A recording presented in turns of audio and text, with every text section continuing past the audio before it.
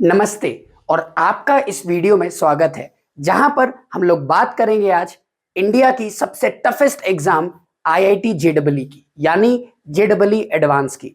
आज मैं आपके सामने इस एग्जाम का इन डेप्थ एनालिसिस करने वाला हूं, ये बताने वाला हूं कि ये एग्जाम कैसे कंडक्ट होती है, इस एग्जाम से हमें क्या मिलता है, यहाँ पर सिलेक्शन कैसे होता है, कौन कौन से सब्जेक्ट, कौन कौन से सिलेबस, क्या क्या कोर्स, सब कुछ, कितना पढ़ना होता है, कितने बच्चे इस एग्जाम को देते हैं और शॉकिंगली कितने बच्चे इसमें सिलेक्ट होते हैं। तो सबसे पहले मैं इस एग्जाम के बारे में आपको बताता हूं। इंडिया में जब कोई बच्चा 10th के बाद मैथ्स लेता है तब उसका सपना होता है एक टॉप का इंजीनियर बनना, और टॉप का इंजीनियर बनने के लिए इंजीनियरिंग कॉलेज भी बहुत अच्छा होना चाहिए। इसी के साथ इंडिया में कुछ प्रीमियर इंस्टीट्यूट्स हैं जिन्हें कहा जाता है आईआईटी। इंडिया में जितने भी इंजीनियरिंग एस्पिरेंट होते हैं उनका सबसे बड़ा ड्रीम होता है इन इंजीनियरिंग कॉलेजेस में पढ़ना। Indian institute of technology India में ऐसे इंस्टीट्यूट्स हैं जो कि जहां पर best quality of education, best research और सबसे बड़ी बात बेस्ट कंपनी प्लेसमेंट्स होते हैं, जहां पर बहुत बड़ी बड़ी कंपनीज आती हैं और बहुत बड़ा बड़ा पैकेजेस देती हैं। आपने कई बार न्यूज़पेपर में पढ़ा होगा कि आईआईटी से 21 साल के बच्चे को, 20-22 साल के बच्चे को 1.2 करोड़ का पैकेज और अब तो 4-4 करोड़ के पैकेजेस लग रहे हैं, और ये पॉसिबल होता है सिर्फ आईआईटीज में। तो आइए अब हम लोग इस एग्जाम की और कुछ बातें करते हैं। सबसे पहले अगर आप 10th में हैं या फिर 9th में हैं और आपका इंटरेस्ट मैथ्स की तरफ बहुत है, साइंस की तरफ बहुत है, तो आपके लिए रेकमेंडेड है कि आप आईआईटी जेईई की एग्जाम के बारे में अच्छे से जानें। आईआईटी जेईई अब इस एग्जाम का नाम बदल चुका है और हो गया है जेईई एडवांस्ड। JEE advanced. इस एग्जाम को टोटल 15 से 20 लाख बच्चे देना चाहते हैं, लेकिन इस एग्जाम में पहुंचने के लिए आपको जेईई मेंस को क्रैक करना होता है। जेईई मेंस में फिजिक्स, केमिस्ट्री और मैथ्स के क्वेश्चंस होते हैं, जो कि आपकी 11th और 12th की एनसीईआरटी साइंस सिलेबस पर बेस्ड होते हैं। कुछ क्वेश्चंस आउट ऑफ एनसीईआरटी भी आते हैं और इसीलिए एक परफेक्ट गाइडेंस की जरूरत इस एग्जाम की तैयारी के लिए लगती है। टोटल अप्रोक्सीमेटली 15 लाख बच्चे इस एग्जाम को देते हैं। किस एग्जाम को? जेईई मेंस को। जेईई मेंस एग्जाम देने के लिए 12th अपीयरिंग बच्चे एलिजिबल होते हैं। जिन बच्चों का इस साल 12th होगा या फिर जिन बच्चों ने 12th एक बार दे चुके हैं, वो बच्चे जेईई मेंस को देने के लिए एलिजिबल होते हैं और 15 लाख बच्चे इस एग्जाम को देते हैं। लेकिन उसमें से कुछ परसेंट बच्चे ही इस एग्जाम में सिलेक्ट होते हैं। अबाउट 2 लाख बच्चे पहले फेज में इस एग्जाम को क्लियर कर पाते हैं। जेईई मेंस एक साल में बच्चा 2 बार दे सकता है, और यह होता है पहला अटेम्प्ट जनवरी अटेम्प्ट में होता है और दूसरा अटेम्प्ट अप्रैल में होता है। जिस भी एग्जाम में बच्चे का बेटर स्कोर होता है वो स्कोर उस बच्चे का एक्सेप्टेड माना जाता है। मतलब अगर आपने पहला अटेम्प्ट दिया जनवरी में और आपका कुछ परसेंटाइल आया और उसके बाद आपने अप्रैल अटेम्प्ट में भी इस एग्जाम को दिया और आपका अप्रैल अटेम्प्ट में थोड़ा सा बेटर परसेंटाइल आ गया, तो आपका अप्रैल वाला अटेम्प्ट का जो परसेंटाइल होगा that will be your accepted percentile. अब मैंने एक वर्ड यूज किया है परसेंटाइल, तो आइए समझते हैं इस परसेंटाइल का मीनिंग क्या है। परसेंटाइल का मीनिंग होता है आप कितने परसेंट बच्चों से आगे हो। हर बार अगर मान लेते हैं एक स्लॉट में 10 लाख बच्चे एग्जाम देना चाह रहे हैं, तो 10 लाख बच्चों को अलग अलग स्लॉट्स में डिवाइड किया जाता है। फॉर एग्जाम्पल हमने जेईई मेंस में देखा कि जेईई मेंस के जनवरी के पहले अटेम्प्ट में ही 12 बार पेपर हुए या 10 बार पेपर हुए, तो 10 बार पेपर करेंगे तो 10 लाख बच्चों को 1-1 लाख में 1 लाख में, हाँ, टोटल 10 लाख बच्चों को 10 स्लॉट्स में स्प्लिट किया जाएगा। हर एक स्लॉट में अप्रोक्सीमेटली 1 लाख स्टूडेंट्स होंगे और उसमें आपका मान लेते हैं फर्स्ट रैंक आया, जिसका मतलब है आपने उस स्लॉट में 100% बच्चों को पीछे कर दिया, तो आपका परसेंटाइल हो जाएगा 100%। ये इसलिए किया गया है ताकि रैंकिंग का नॉर्मलाइजेशन हो सके और बच्चे का जो कंपटीशन है, अगर मान लेते हैं एक जनवरी अटेम्प्ट के एक अटेम्प्ट में उसका पेपर बिगड़ता है, तो अभी भी उसके पास एक उम्मीद होगी कि वो अप्रैल में अपने स्कोर को बेटर कर पाए। जो भी परसेंटाइल जनवरी वाले में या अप्रैल वाले में बेटर होता है बच्चे का, वही एक्सेप्ट कर लिया जाता है। अब जेडबलई मेंस के पेपर पैटर्न की बात करते हैं। जेडबलई मेंस में फिजिक्स में 20 क्वेश्चंस एमसीक्यू होते हैं, यानी कि 4 ऑप्शंस दिए हुए होंगे हर क्वेश्चन के और उसमें सिर्फ एक करेक्ट आंसर होगा। उस एक करेक्ट आंसर को करने पर आपको +4 मिलता है और अगर आपने गलत आंसर किया तो -1 मिलता है और अगर आपने उस क्वेश्चन को छोड़ दिया तो उस स्कोर के लिए, उस क्वेश्चन के लिए आपको 0 स्कोर रिवॉर्ड होगा। 20 क्वेश्चन एमसीक्यू और उसके साथ 10 क्वेश्चंस न्यूमेरिकल फॉर्मेट में होते हैं। अब कई ऐसे लोग हैं, ऐसे स्टूडेंट्स हैं, एस्पिरेंट्स हैं, जस्ट न्यूमेरिकल फॉर्मेट को अच्छे से नहीं समझते हैं। जेडबलई मेंस में मोस्ट ऑफ द क्वेश्चंस में जो भी आंसर होता है उसका अप टू 2 डेसिमल डिजिट तक आपको आंसर करना होता है। फॉर एग्जाम्पल आपका आंसर आया 8.657, तो आपको इसे राउंड ऑफ करके अपने ऑनलाइन पोर्टल पर, जो आपका ऑनलाइन पोर्टल होगा जहां पर आप पेपर दोगे, उसमें 8.66 तक राउंड ऑफ करके आप मार्क्स फिल करेंगे तो आपको +4 मिलेंगे। अगर आपने न्यूमेरिकल का गलत आंसर दिया तो भी -1 मार्किंग होती है। कुछ साल पहले ये -1 मार्किंग जेडबलई मेंस के न्यूमेरिकल पार्ट वाले सेक्शन में नहीं होती थी, लेकिन अब जेडबलई मेंस के न्यूमेरिकल सेक्शन में भी ये माइनस मार्किंग होती है। जैसा पैटर्न आपका फिजिक्स का है, ठीक वैसा ही पैटर्न आपका केमिस्ट्री का भी, यानी 20 क्वेश्चन एमसीक्यू, 10 क्वेश्चन न्यूमेरिकल। लेकिन एक रिलैक्सेशन ये जरूर है कि इन 10 न्यूमेरिकल क्वेश्चन में सिर्फ 5 अटेम्प्ट करने होते हैं और 5 आप छोड़ सकते हैं, यानी you have to attempt maximum of 5 numerical questions.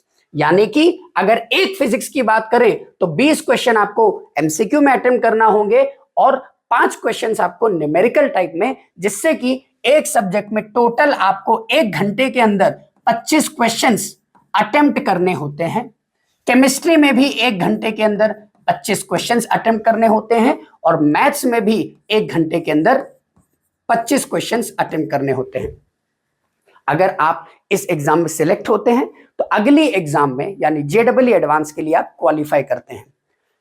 क्या अगर किसी बच्चे की जेडबलई मेंस तो बहुत अच्छी गई और एडवांस वो शायद ना निकाल पाया या उसमें परफॉर्मेंस अच्छा नहीं रहा, तो क्या जेडबलई मेंस के बेसिस पर कुछ कॉलेजेस हैं जिसमें बच्चा एडमिशन ले सकता है?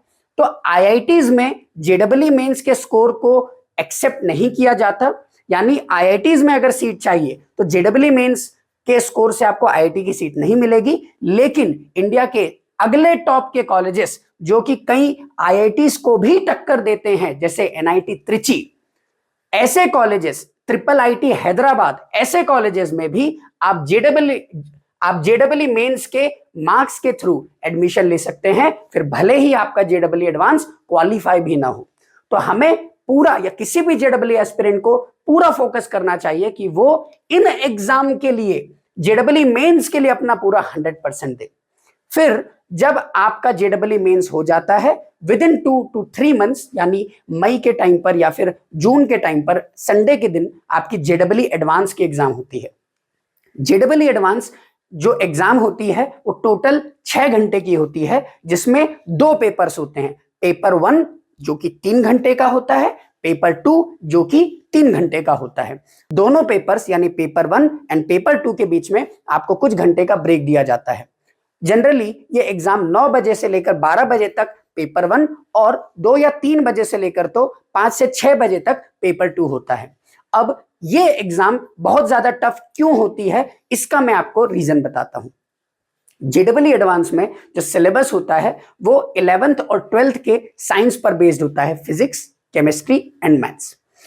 जितना भी सिलेबस है ये बहुत ज्यादा वास्ट होता है और इसमें जो भी क्वेश्चंस आते हैं ये बहुत ज्यादा डेप्थ में आते हैं।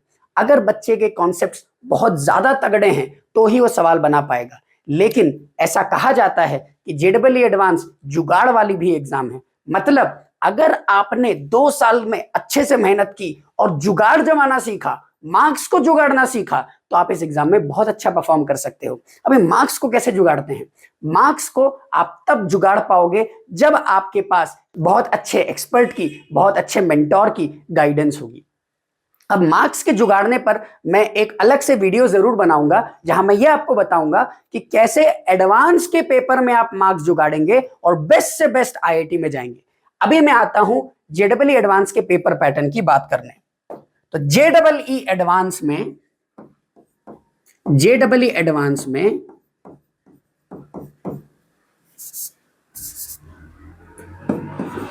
जेडबल एडवांस्ड एग्जाम में there are 2 papers, paper 1 and paper 2।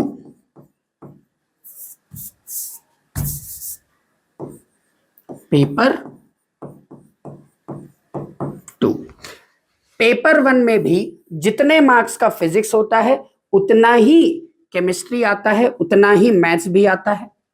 Paper 2 में भी फिजिक्स जितने मार्क्स का, उतने ही मार्क्स का केमिस्ट्री और उतने ही मार्क्स का मैथ्स। मतलब physics, chemistry and maths all are equal in terms of weightage.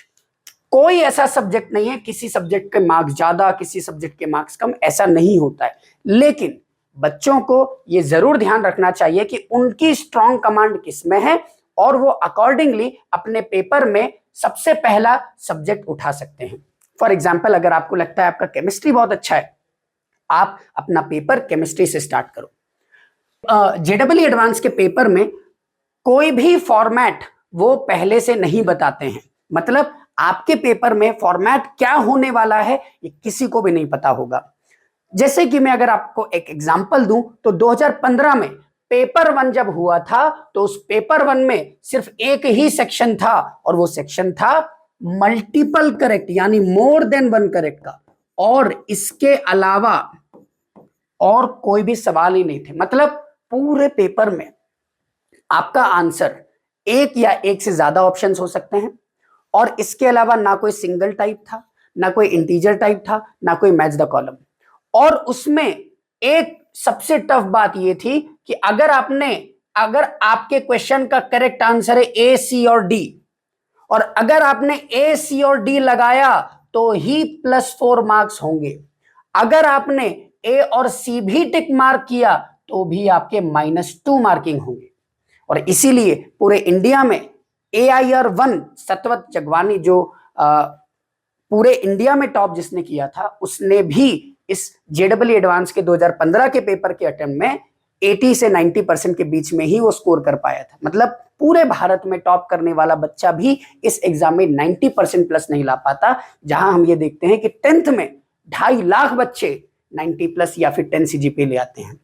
इसीलिए ये एग्जाम टफ मानी जाती है। ये एक्चुअल में उस बच्चे को छाट देती है जो बच्चा साइंस को लेकर सही में अपनी थॉट प्रोसेस रखता है, एक स्ट्रेटेजी के साथ सोचता है, उसके पास एनालिटिकल और लॉजिकल थिंकिंग होती है। अब इसमें पेपर 1 में और पेपर 2 में हर साल अभी क्या हो रहा है उसके हिसाब से मैं आपको एक जनरल फॉर्मेट बताता हूं। पेपर 1 एंड पेपर 2 में हमें बहुत सारे प्रकार के क्वेश्चंस देखने को मिलते हैं, जैसे सिंगल करेक्ट टाइप क्वेश्चन, जिसका मतलब होता है आपको एक करेक्ट ऑप्शन को चूज करना होगा। अगर आप वो चूज करते हैं तो आपको +3 या +4 मार्क्स मिलते हैं, और अगर आप गलत ऑप्शन को टिक करते हैं तो आपको -1 मार्किंग मिलती है।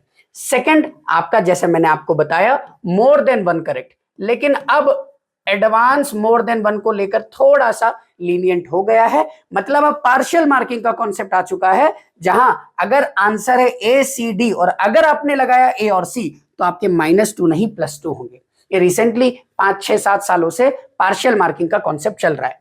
तीसरा, मैट्रिक्स मैच आप जानते होंगे, जहां पर हम लोगों को एक कॉलम लेफ्ट साइड, एक कॉलम राइट साइड, और उनको मैप करना होता है। अगले प्रकार के क्वेश्चंस आते हैं integer type. Integer type questions कैसे होते हैं? आपके पास क्वेश्चन होगा और उसके आंसर 0 से लेकर 9 तक हो सकते हैं, या 0 से लेकर 99 तक हो सकते हैं, या फिर 0 से लेकर 999 तक भी हो सकते हैं।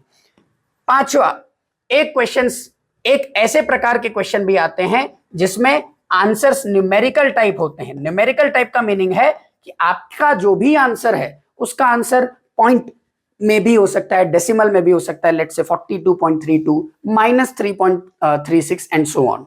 तो ये इतने प्रकार के पैटर्न पर क्वेश्चंस जेईई एडवांस पूछता है। अब हमें ये बात समझने की जरूरत है कि इन सब की प्रैक्टिस हम लोगों ने 10th में तो कभी नहीं की हुई होती है। जब हम लोग स्पेशली कॉम्पिटिटिव लेवल पर बात करते हैं तो हम लोग हमारी एनसीईआरटी टेक्स्ट बुक में अगर हम लोग देखेंगे तो हमें यह मिलेगा कि इस प्रकार के क्वेश्चंस तो होते ही नहीं है। फिर क्या जरूरी है, कैसे जरूरी है, और हम कैसे इस एग्जाम की सही से तैयारी कर सकते हैं? तो आपके पास, आप जो भी जेईई एडवांस की दिल से तैयारी कर रहे हैं, बहुत मेहनत करके तैयारी कर रहे हैं, सिर्फ थियोरी पढ़ने से आपसे इन सब क्वेश्चन के आंसर नहीं बनेंगे। आपको proper set of single correct question, more than one correct question, matrix match, integer type, numerical type questions के सफिशिएंट क्वेश्चन की प्रैक्टिस करनी ही होगी। और उसके लिए भी मैं हमेशा यह कहता हूं कि आपको एक सही गाइडेंस की, सही मेंटरशिप की जरूरत होगी। बहुत सारा कंटेंट जो बच्चे ट्राई करते हैं कि उन्हें मिल जाए लेकिन सही से मिलता नहीं है, तो मैं हमारे आईआईटी गाइड के टेलीग्राम चैनल का लिंक कमेंट सेक्शन में डाल दूंगा। वहां से आप उस चैनल को ज्वाइन करके इन सभी फॉर्मेट के क्वेश्चंस को पीडीएफ के फॉर्म में डाउनलोड कर सकते हैं, या फिर हमारी वेबसाइट www.iitguide.in पर भी जाकर वहां से स्टडी मटेरियल को एक्सेस कर सकते हैं। अब मैं आता हूं, जब आपने जेईई एडवांस दे दी है तो उसके बाद क्या होगा? तो जेईई एडवांस के बाद आपका एक रैंक आता है। रैंक फॉर एग्जांपल कुछ भी हो सकता है। आपका rank AIR 500, AIR 600, 800, 1200 and so on, कुछ भी हो सकता है। जितने भी रैंक होल्डर्स होते हैं वो सभी जोसा की काउंसलिंग में पार्टिसिपेट करते हैं, जहां पर जेईई मेंस और जेईई एडवांस दोनों के बेसिस पर काउंसलिंग होती है।